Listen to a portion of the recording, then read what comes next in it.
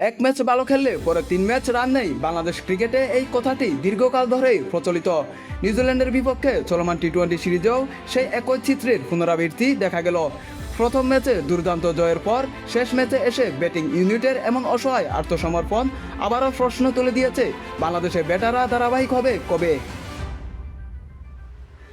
প্রথম ম্যাচে তাহিদ হৃদয়ের ম্যাচ জেতানো ইনিংস প্রমাণ করে যে আমাদের ব্যাটারদের সামর্থ্য আছে, কিন্তু নিউজিল্যান্ডের বিপক্ষে শেষ টি-20তে মাত্র 102 রানে অল আউট হওয়া প্রমাণ করে মানসিকভাবে স্থির থাকার ক্ষেত্রে আমাদের বড় ঘাটতি রয়েছে।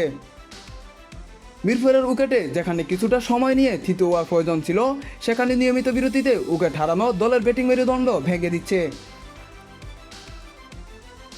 চাপের মুখে নিজেদের ইনিংস গড়ার পরিকল্পনা বারবার ব্যর্থ হচ্ছে। টপ অর্ডার থেকে ফিনিশার পর্যন্ত কার ভূমিকা কি তা প্রায় থাকে অস্পষ্ট। ফলে একজন আউট হলে পুরো ব্যাটিং লাইন আপ তাসের ঘরের মতো ভেঙে পড়ে। নিউজিল্যান্ড সিরিজটি বাংলাদেশের জন্য হতে পারত একটি বড় মাইলফলক, কিন্তু ব্যাটিংয়ে চিরাচরিত সেই ধারাবাহিকতা সিরিজ জয়ের আনন্দ মাটি করে দিল।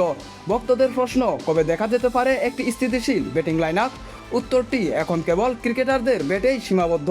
সাময়িক ঝলক নয়, বরং নিয়মিত পারফরমেন্সেই পারে বাংলাদেশের ক্রিকেটকে পরবর্তী ধাপে নিয়ে যেতে।